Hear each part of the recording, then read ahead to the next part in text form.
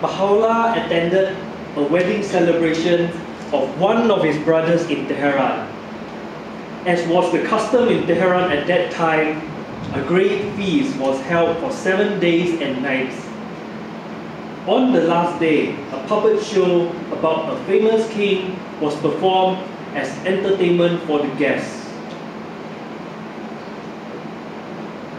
The play began with the town crier entered the scene and told the people to assemble for an audience with the king.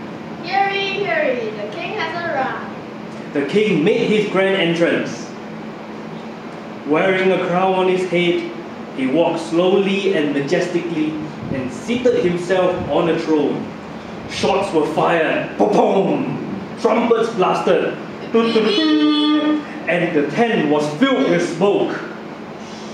When the smoke cleared, the king, still seated on his throne, was seen surrounded by ministers, princes, and state officials, all standing at attention in his presence. At that moment, a thief was brought before the king, who gave the order that he should be beheaded. Without delay, the chief executioner carried out his instructions. After the execution, the king fell into conversation with his ministers and officials.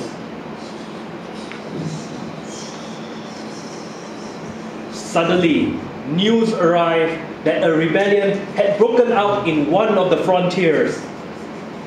Troops were immediately dispatched to crush the uprising.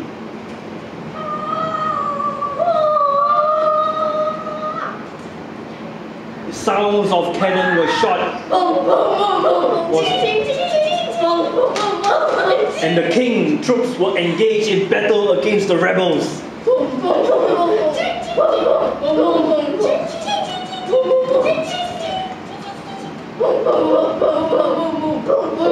The play continued.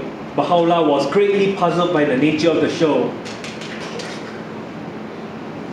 When it was over, the curtain was drawn.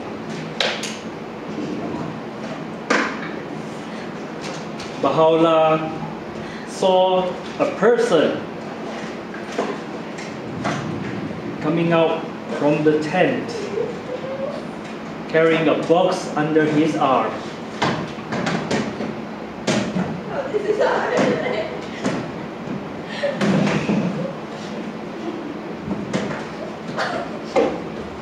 What is this box? Baha'u'llah asked him. And what was the princess? What is the nature of this show? All these lavish trappings, he replied. The king, the princess, and the ministers, their pomp and glory, their might and power, everything you saw are now contained within this box.